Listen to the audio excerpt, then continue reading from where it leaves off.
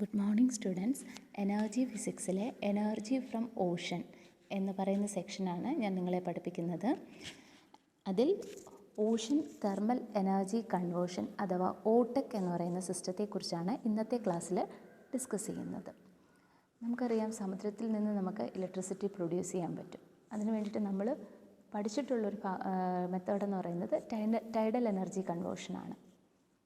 ഇന്നത്തെ ക്ലാസ്സിൽ നമ്മൾ പുതിയൊരു എനർജി കൺവേർഷൻ ടെക്നിക്കാണ് പഠിക്കുന്നത്, Ocean thermal energy conversion system. Okay, നമുക്കറിയാം ഭൂമിയുടെ 70% സമുദ്രത്താൽ ചുറ്റപ്പെട്ടിരിക്കുകയാണ് എന്ന്. ബാക്കി വരുന്ന 30% മാത്രമാണ് ലാൻഡായിട്ടുള്ളത്. സോ നമുക്ക് പറയാം, സൂര്യനിൽ നിന്ന് വരുന്ന ലൈറ്റ് എനർജിയുടെ ആൾമോസ്റ്റ് എല്ലാ ഭാഗവും അബ്സോർബ് ചെയ്യുന്നത് സമുദ്രത്തിലെ ജലമാണെന്ന് അല്ലേ. സോ സോളാർ എനർജിയുടെ ഒരു സ്റ്റോറേജ് റിസർവെയറാണ് ഓഷൻസ് എന്ന് പറയാം. സോളാർ എനർജിയുടെ ഒരു സ്റ്റോറേജ് റിസർവെയറാണ് ഓഷൻസ് എന്ന് പറയാം. കാരണം എന്താണ്? സോളാർ എനർജിയുടെ ആൾമോസ്റ്റ് എല്ലാ ഭാഗവും അബ്സോർബ് ചെയ്യുന്നത് സമുദ്രമാണ്. So we can say that എന്താണ്, it is the storage reservoir of solar energy അല്ലേ. അതായത് സൂര്യനിൽ നിന്ന് വരുന്ന ലൈറ്റ് എനർജി ഓഷൻ അബ്സോർബ് ചെയ്ത് ഹീറ്റ് എനർജി ആയിട്ട് സ്റ്റോർ ചെയ്യുന്നു. സൂര്യനിൽ നിന്ന് വരുന്ന ലൈറ്റ് എനർജിയെ ഓഷൻ അബ്സോർബ് ചെയ്ത് ഹീറ്റ് എനർജി ആയിട്ട് സ്റ്റോർ ചെയ്യുന്നു. So we can say that ocean is the storage reservoir of solar energy. Okay, ഇനി നമുക്കറിയാം, സമുദ്രത്തിൻ്റെ ഏറ്റവും മുകളിലത്തെ ലെയറിലായിരിക്കും സൺലൈറ്റുമായിട്ട് ഏറ്റവും കൂടുതൽ എക്സ്പോസ്ഡ് ആയിട്ട് വരുന്നത്.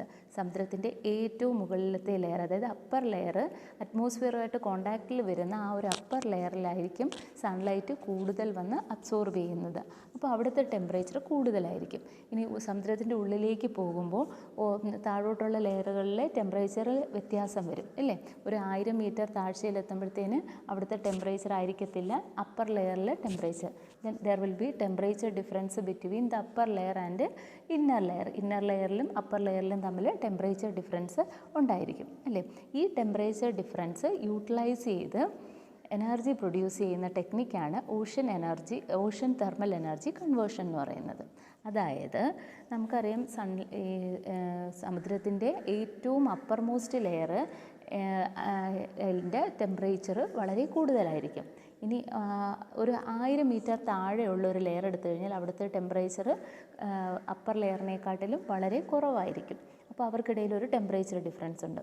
ആ ടെമ്പറേച്ചർ ഡിഫറൻസ് യൂട്ടിലൈസ് ചെയ്ത് ഹീറ്റ് എഞ്ചിൻ്റെ വർക്കിംഗ് പ്രിൻസിപ്പിൾ ഉപയോഗിച്ച് ഒരു കൺവേർഷൻ ടെക്നിക്കാണ് ocean thermal energy conversion technique എന്ന്.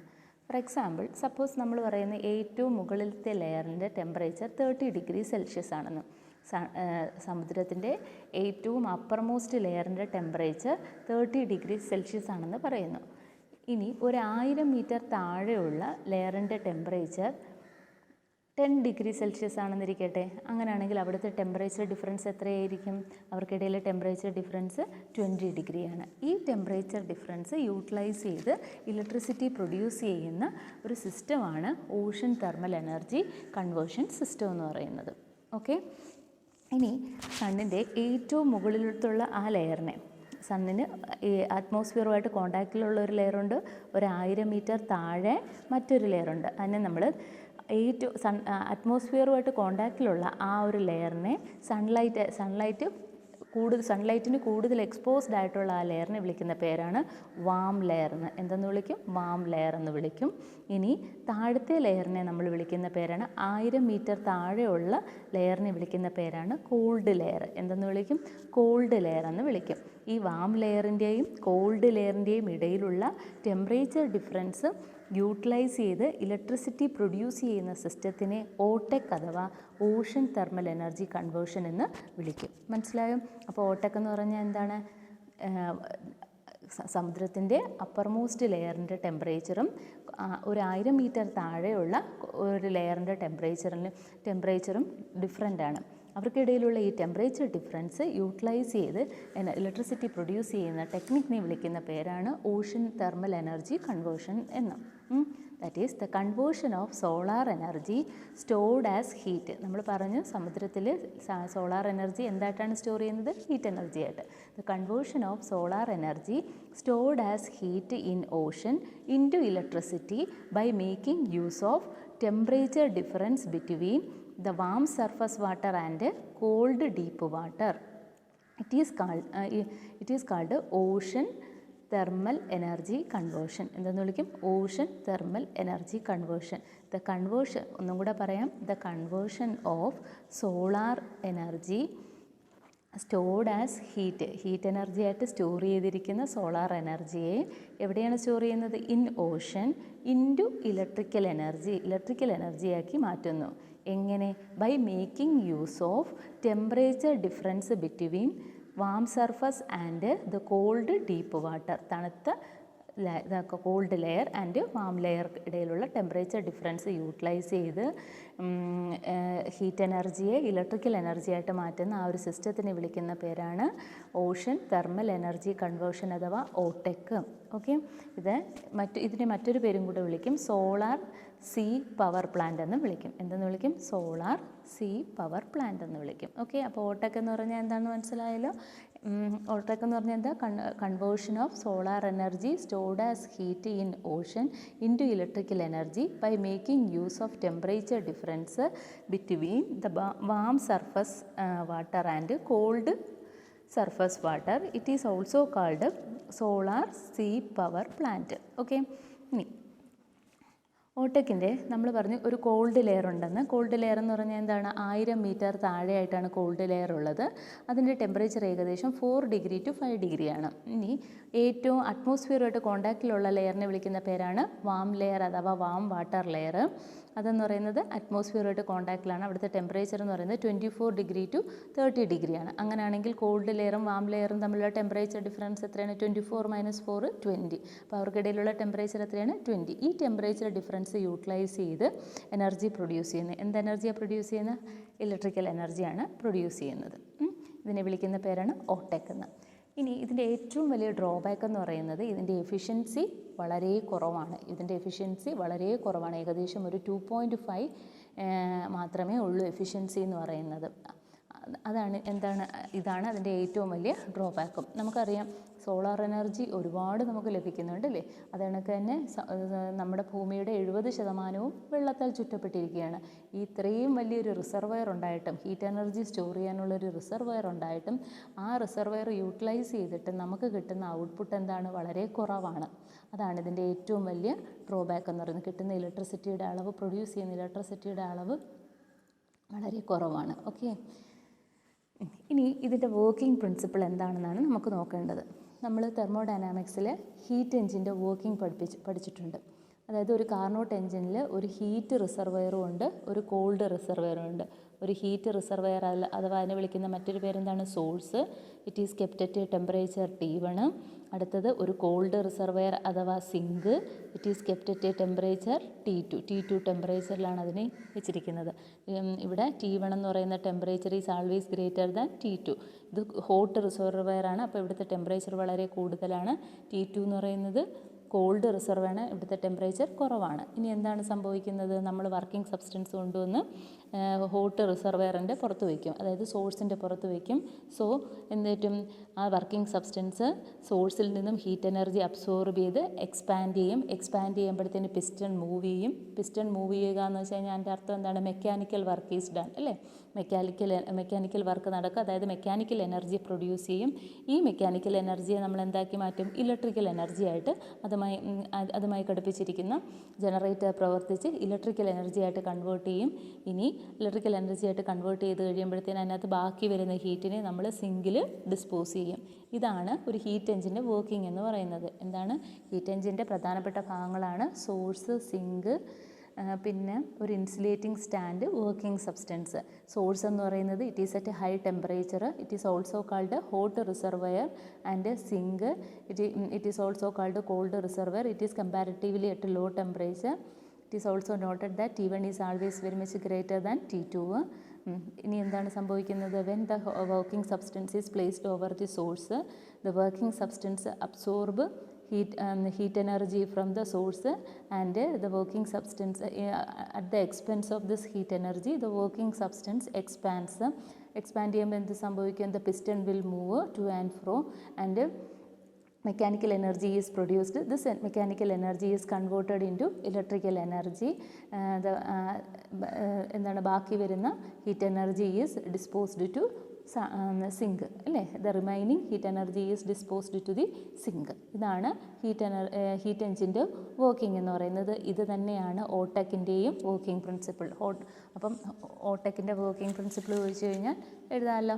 അപ്പം OTEC works on the principle of heat engine.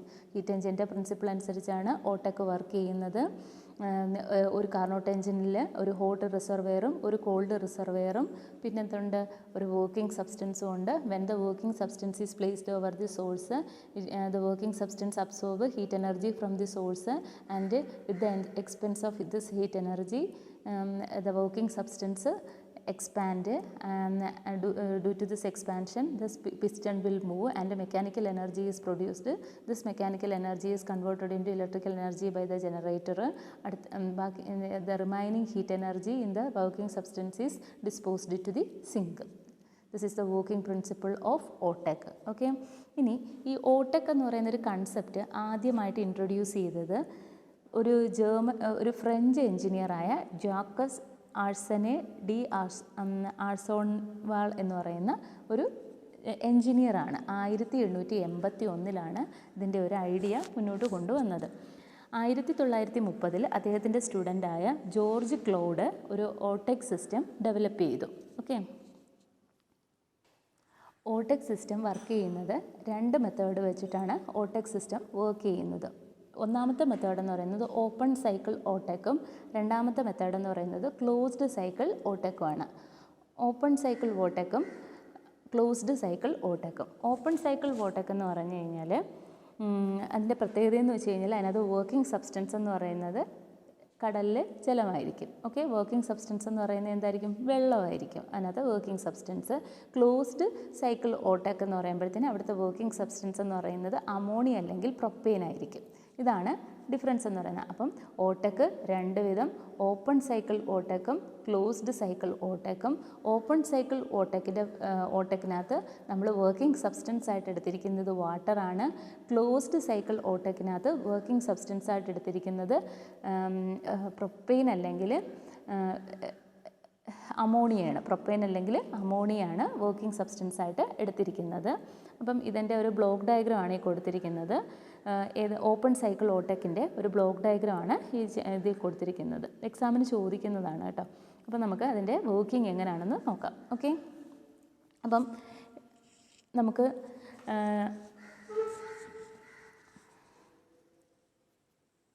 നമ്മുടെ സീ വാട്ടർ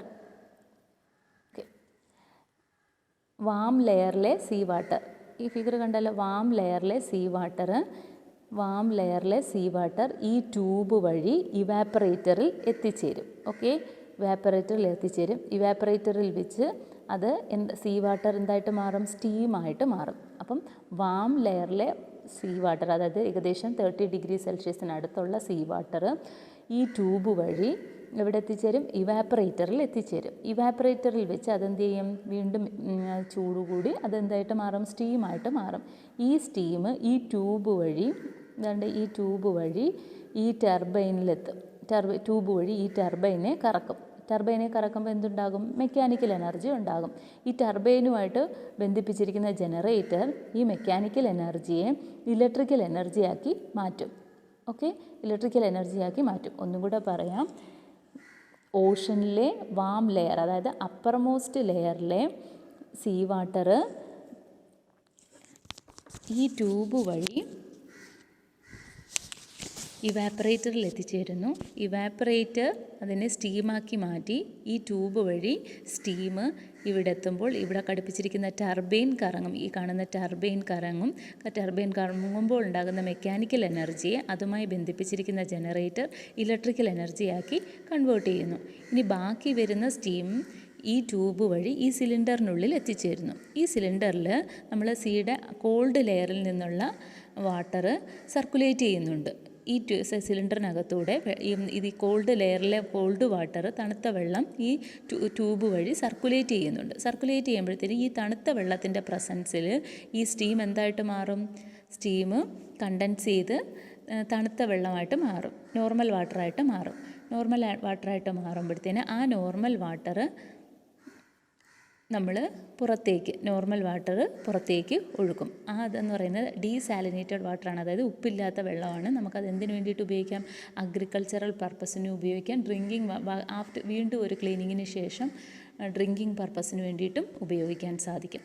ഇതാണ് ഓപ്പൺ സൈക്കിൾ ഓടെക് എന്ന് പറയുന്നത്. അതായത് ഓപ്പൺ സൈക്കിൾ ഓടെക്കിൻ്റെ പ്രത്യേകത എന്ന് പറയുന്നത് ഇതിനകത്ത് ഉപയോഗിച്ചിരിക്കുന്നത് വെള്ളമാണ്. ഇതിനകത്ത് വർക്കിംഗ് സബ്സ്റ്റൻസ് എന്ന് പറയുന്നത് സമുദ്രത്തിലെ അപ്പർമോസ്റ്റ് ലെയർ അഥവാ വാം ലെയറിലെ വെള്ളമാണ് എടുത്തിരിക്കുന്നത്. അപ്പം അപ്പർമോസ്റ്റ് ലെയറിലെ വാം ലെയറിൽ നിന്നുള്ള വെള്ളം ട്യൂബ് വഴി ഇവാപ്പറേറ്ററിൽ എത്തിച്ചേരുന്നു. ഇവാപ്പറേറ്ററിൽ വെച്ച് വാട്ടർ എന്തായിട്ട് മാറുന്നു? സ്റ്റീമായിട്ട് മാറുന്നു. സ്റ്റീം ഈ ട്യൂബ് വഴി ടർബൈനിലെത്തുന്നു. ടർബൈൻ കറക്കുന്നു. ടർബൈൻ കറങ്ങുമ്പോൾ ഉണ്ടാകുന്ന മെക്കാനിക്കൽ എനർജി അതുമായി ബന്ധിപ്പിച്ചിരിക്കുന്ന ജനറേറ്റർ ഇലക്ട്രിക്കൽ എനർജി ആയിട്ട് കൺവേർട്ട് ചെയ്യുന്നു. ബാക്കി വരുന്ന സ്റ്റീം ഈ ട്യൂബ് വഴി ഈ സിലിണ്ടറിൽ എത്തിച്ചേരുന്നു. ഈ സിലിണ്ടറിൽ നമ്മൾ കോൾഡ് വാട്ടർ മറ്റൊരു ട്യൂബ് വഴി സർക്കുലേറ്റ് ചെയ്യുന്നുണ്ട്. ഈ കോൾഡ് വാട്ടറിൻ്റെ പ്രസൻസിൽ സ്റ്റീം കണ്ടൻസ് ചെയ്ത് നോർമൽ വാട്ടർ ആയിട്ട് മാറുകയും അത് നമുക്ക് പുറത്തേക്ക് ഫ്രഷ് വാട്ടറായിട്ട് പുറത്തേക്ക് പോവുകയും ചെയ്യുന്നു. ഓക്കെ, ഇതാണ് ഓപ്പൺ സൈക്കിൾ ഓടെക് എന്ന് പറയുന്നത്. അടുത്തത് ക്ലോസ്ഡ് സൈക്കിൾ ഓടെക്. ക്ലോസ്ഡ് സൈക്കിൾ ഓടെക്കിൻ്റെ പ്രത്യേകത എന്ന് പറയുന്നത് അതിനകത്ത് വർക്കിംഗ് സബ്സ്റ്റൻസ് എന്ന് പറയുന്നത് അമോണിയാണ്. ക്ലോസ്ഡ് സൈക്കിൾ ഓടെക്കിൻ്റെ പ്രത്യേകത എന്താണ്? അതിൻ്റെ വർക്കിംഗ് സബ്സ്റ്റൻസ് എന്ന് പറയുന്നത് അമോണിയാണ്. അതിൻ്റെ ഒരു ബ്ലോക്ക് ഡയഗ്രമാണ് ഇത് ഫിഗറിൽ കൊടുത്തിരിക്കുന്നത്. നമുക്കതിൻ്റെ വർക്കിംഗ് എന്താണെന്ന് നോക്കാം. ഓക്കെ, അപ്പം ഇവിടെ അമോണിയാണ് വർക്കിംഗ് സബ്സ്റ്റൻസ് എന്ന് പറയുന്നത്. ഇതിനകത്ത് കൊടുത്തിരിക്കുന്ന ഈ നീല കളറിലുള്ള ട്യൂബ് കണ്ടോ? ഈ നീല കളറിലെ ട്യൂബിലിരിക്കുന്നതാണ് അമോണിയ. ഓക്കെ, നീല കളറിലെ ട്യൂബിലിരിക്കുന്നത് എന്താണ്? അമോണിയ. അതൊരു 6 ആക്ക് പാറ്റേണിലാണ് ഇരിക്കുന്നത്. അമോണിയ അല്ലെങ്കിൽ നമുക്ക് പ്രൊപ്പെയിൻ ആണ് ഇവിടെ വർക്കിംഗ് സബ്സ്റ്റൻസ് ആയിട്ട് എടുത്തിരിക്കുന്നത്. ഈ കാണുന്ന റെഡ് സിലിണ്ടറിനകത്ത് ഇരിക്കുന്ന നീല കളറിലുള്ള ട്യൂബ്, നീല ട്യൂബിനകത്തൊക്കെ നമ്മൾ ഫില്ല് ചെയ്ത് വെച്ചിരിക്കുന്നത് എന്താണ്? അമോണിയാണ് ഫില്ല് ചെയ്ത് വെച്ചിരിക്കുന്നത്. ഇനി നമ്മൾ ഈ റെഡ് ട്യൂബ് കണ്ടോ? ഈ ട്യൂബ് നമ്മൾ സിയുമായിട്ട് സിയിലേക്കാണ് കൊടുത്തിരിക്കുന്നത്. അതായത് സിയുടെ അപ്പർമോസ്റ്റ് ലെയർ വാം ലെയറിൽ നിന്നുള്ള വെള്ളമാണ് ഈ ട്യൂബ് വഴി വരുന്നത്. അതെന്ന് പറയുന്നത് ചൂടായ വെള്ളമാണ്. അപ്പോൾ ആ വെള്ളം ഇതുവഴി കടന്നു പോകുമ്പോൾ ഈ വാം വാട്ടറിൻ്റെ പ്രസൻസിൽ ഈ അമോണിയ ഇവാപ്പറേറ്റ് ചെയ്യും. എന്ത് ചെയ്യും? ഇവാപ്പറേറ്റ് ചെയ്യുമ്പോൾ അത് അമോണിയം വേപ്പേഴ്സ് ഈ ട്യൂബ് വഴി ടർബൈനിലെത്തി ടർബൈനിനെ കറക്കും. അമോണിയം വേപ്പേഴ്സാണ് ഇവാപ്പറേറ്റ് ചെയ്ത് അമോണിയയാണ് ഇവാപ്പറേറ്റ് ചെയ്ത് അമോണിയം വേപ്പേഴ്സായിട്ട് മാറും. അമോണിയം വേപ്പേഴ്സ് ഈ ട്യൂബ് വഴി ടർബൈനിലെത്തി ടർബൈനെ കറക്കും. ടർബൈനെ കറക്കുമ്പോൾ ഉണ്ടാകുന്ന മെക്കാനിക്കൽ എനർജി അതുമായി ബന്ധിപ്പിച്ചിരിക്കുന്ന ജനറേറ്റർ എന്ത് ചെയ്യും? ഇലക്ട്രിക്കൽ എനർജി ആയിട്ട് കൺവേർട്ട് ചെയ്യും. ജനറേറ്റർ ഇലക്ട്രിക്കൽ എനർജി ആയിട്ട് കൺവേർട്ട് ചെയ്യും. ഇനി ബാക്കി വരുന്ന അമോണിയം വേപ്പേഴ്സ് ഈ ട്യൂബ് വഴി വീണ്ടും ഈ കാണുന്ന ട്യൂബിൽ എത്തിച്ചേരും. ഓക്കെ, ഈ ട്യൂബിൽ ഇവിടെ എത്തിച്ചേരും. ഇവിടെ ഇത് 6 ആക്ക് ഷേപ്പിലിരിക്കുകയാണ്. നമുക്കത് കാണാൻ പറ്റാത്തതാണ്. ഇങ്ങനെ ഇരിക്കുകയാണ് ട്യൂബ്. ഈ 6 ആക്ക് ഷേപ്പിലാണ് ഇരിക്കുന്നത്. ഓക്കെ, ഇനി നമ്മൾ കോൾഡ് സീ വാട്ടർ, തണുത്ത കടലിലെ വെള്ളം ഈ നീല ട്യൂബ് വഴി ഇതിനകത്തൂടെ സർക്കുലേറ്റ് ചെയ്യുന്നുണ്ട്. ഈ ട്യൂബിൽ കൂടെ ഈ 6 ആക്ക് ട്യൂബിന് ചുറ്റും മറ്റൊരു ട്യൂബ് വഴി സർക്കുലേറ്റ് ചെയ്യുന്നുണ്ട്. അപ്പോൾ ഇതിനകത്തുള്ള അമോണിയം വേപ്പേഴ്സ് ഈ തണുത്ത വെള്ളത്തിൻ്റെ പ്രസൻസിൽ വീണ്ടും അമോണിയ സൊല്യൂഷനായിട്ട് മാറും. ആ അമോണിയ സൊല്യൂഷൻ ഈ ട്യൂബ് വഴി വീണ്ടും എവിടെ എത്തിച്ചേരും? നമ്മുടെ ഇവാപ്പറേറ്ററിനുള്ളിൽ എത്തിച്ചേരും. ഓക്കെ, ഇനി ഇതിൽ നിന്ന് വരുന്ന കോൾഡ് വാട്ടർ ഈ പുറത്തേക്ക് ഒഴുകും. സർക്കുലേറ്റ് ചെയ്യുന്നേ ഉള്ളൂ ഇതിനകത്തൂടെ. അപ്പം ഈ കോൾഡ് വാട്ടർ ഈ ട്യൂബ് വഴി ഇങ്ങനെ കയറി എവിടെ എത്തും? ഈ ട്യൂബിനകത്ത് എത്തും. ഇവിടെ ഇങ്ങനെ സർക്കുലേറ്റ് ചെയ്യും. അപ്പം സർക്കുലേറ്റ് ചെയ്യുന്നത് ആർക്ക് ചുറ്റുമാണ്? അമോണിയം വേപ്പേഴ്സിന് ചുറ്റുമാണ് സർക്കുലേറ്റ് ചെയ്യുന്നത്. അപ്പോൾ അമോണിയം വേപ്പേഴ്സ് കണ്ടൻസ്ഡ് ആയിട്ട് അത് എന്തായിട്ട് മാറും? അമോണിയ സൊല്യൂഷനായിട്ട് മാറും. ആ അമോണിയം സൊല്യൂഷൻ എവിടെ എത്തിച്ചേരും? നമ്മുടെ ഇവാപ്പറേറ്ററിൽ വീണ്ടും എത്തിച്ചേരും. ഈ സർക്കുലേറ്റ് ചെയ്യുന്ന വാട്ടർ ഈ ട്യൂബ് വഴി പുറത്തേക്ക് ഒഴുക്കും. ഓക്കെ, അത് നമുക്ക് പല എന്തിനു വേണ്ടിയിട്ടാണ്? It can be used for many purposes. പല ആവശ്യങ്ങൾക്ക് വേണ്ടിയിട്ട് യൂട്ടിലൈസ് ചെയ്യാൻ സാധിക്കും. ഇതാണ് ക്ലോസ്ഡ് സിസ്റ്റം ഓടെക് എന്ന് പറഞ്ഞാൽ. അപ്പം ഓടെക് രണ്ട് വിധം, ഓപ്പൺ സൈക്കിൾ ഓടെക്കും ക്ലോസ്ഡ് സൈക്കിൾ ഓടെക്കും. ക്ലോസ്ഡ് സൈക്കിൾ ഓടെക്കിനകത്ത് നമ്മൾ അമോണിയ അഥവാ പ്രൊപ്പെയിനാണ് വർക്കിംഗ് സബ്സ്റ്റൻസ് ആയിട്ട് എടുത്തിരിക്കുന്നത്.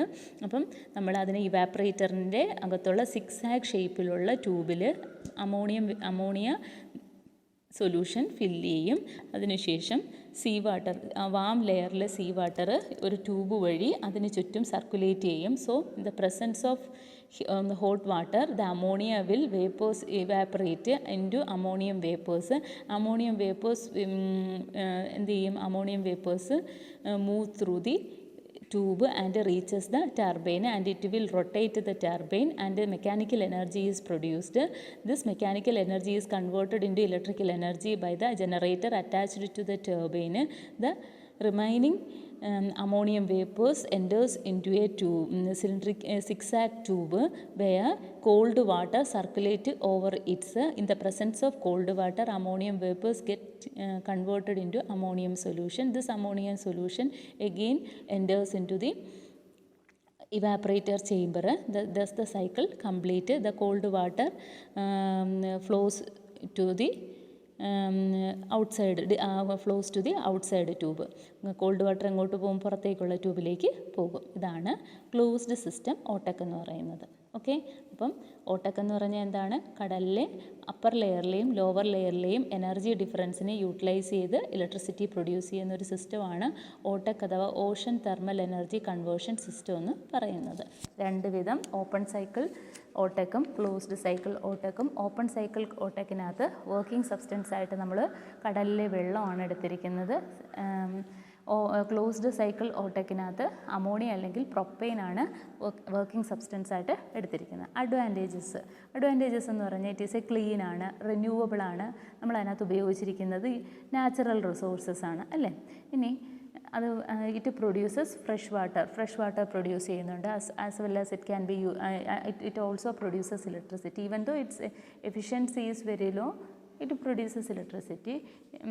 ഇനി അതണക്കിന് it will not produce any harmful substances ഒന്നും പ്രൊഡ്യൂസ് ചെയ്യുന്നില്ല. സോ പൊല്യൂഷൻ ഫ്രീ ആണ്. ഇത്രയാണ് ഇതിൻ്റെ അഡ്വാൻറ്റേജസ്. അപ്പോൾ ഓടെക്കിൻ്റെ അഡ്വാൻറ്റേജസ് എന്തൊക്കെയാണ്? റിന്യൂവബിൾ എനർജിയാണ്, ക്ലീൻ ആണ്, utilises natural resources, it produce fresh water, it produce electricity. ഇനി എന്താണ്? It will not produce any harmful substances, so pollution free ആണ്. ഡിസഡ്വാൻറ്റേജസ് എന്ന് പറഞ്ഞു കഴിഞ്ഞാൽ എഫിഷ്യൻസി ഈസ് വെരി ലോ, അതിൻ്റെ എഫിഷ്യൻസി വളരെ കുറവാണ്. പിന്നെന്ന് പറയുന്നത് നമുക്കതിൻ്റെ ഇതിൻ്റെ സിസ്റ്റം ഉണ്ടാക്കണമെങ്കിൽ ഇൻസ്റ്റാളേഷന് വേണ്ടിയിട്ട് ഒരുപാട് എമൗണ്ട് നമ്മൾ ഒരുപാട് പൈസ ചിലവാക്കേണ്ടി വരും. അപ്പോൾ വെരി ഹൈ ക്യാപിറ്റൽ കോസ്റ്റ്. ഇതാണ് ഏറ്റവും വലിയ ഡിസഡ്വാൻറ്റേജ് എന്ന് പറയുന്നത്. ഓക്കെ, അപ്പം ദിസ് ഈസ് ഓടെക്. അപ്പം ഓടെക് എന്ന് പറഞ്ഞാൽ എന്താണ്? Ocean thermal energy conversion. Fuel free ആണ്. എന്താണ് നമ്മൾ ഉപയോഗിച്ചിരിക്കുന്നത് അതിനകത്ത്? ഒന്നുകിൽ വാട്ടർ അല്ലെങ്കിൽ അമോണിയ അല്ലെങ്കിൽ പ്രൊപ്പെയിൻ സൊല്യൂഷനാണ് ഉപയോഗിച്ചിരിക്കുന്നത്. നമുക്ക് ഡ്രിങ്കിങ് വാട്ടറിന് വേണ്ടിയിട്ടും അഗ്രികൾച്ചറൽ പർപ്പസിന് വേണ്ടിയിട്ടും വാട്ടറിനെ പ്യൂരിഫൈ ചെയ്തെടുക്കാൻ പറ്റും. അതോടൊപ്പം തന്നെ ഇലക്ട്രിസിറ്റി പ്രൊഡ്യൂസ് ചെയ്യാൻ പറ്റും. ഏറ്റവും വലിയ പിന്നെ ഇതെന്ന് പറയുന്ന ഒരു റിലയബിൾ എനർജി സോഴ്സാണ്, ക്ലീനാണ്, ഹാംഫുൾ സബ്സ്റ്റൻസ് ഒന്നും പ്രൊഡ്യൂസ് ചെയ്യുന്നില്ല, ഫ്രഷ് വാട്ടർ പ്രൊഡ്യൂസ് ചെയ്യുന്നുണ്ട്. പിന്നെ ഏറ്റവും വലിയ ഡിസഡ്വാൻറ്റേജ് എന്ന് പറയുന്നത് ഹൈ ക്യാപിറ്റൽ കോസ്റ്റ് ആണ്. ഏറ്റവും വലിയ ഡിസഡ്വാൻറ്റേജ് അത് കണക്ക് തന്നെ അതിൽ നിന്നുണ്ടാകുന്ന ഇലക്ട്രിസിറ്റിയുടെ എഫിഷ്യൻസി എന്ന് പറയുന്നത് വളരെ കുറവാണ്. ഇലക്ട്രിസിറ്റി പ്രൊഡക്ഷൻ എഫിഷ്യൻസി എന്ന് പറയുന്നത് വളരെ കുറവാണ്. ഓക്കെ, ഇത്രയാണ് ഓഷൻ തെർമൽ എനർജി കൺവേർഷനെ കുറിച്ച് നമുക്ക് പഠിക്കാനുള്ളത്.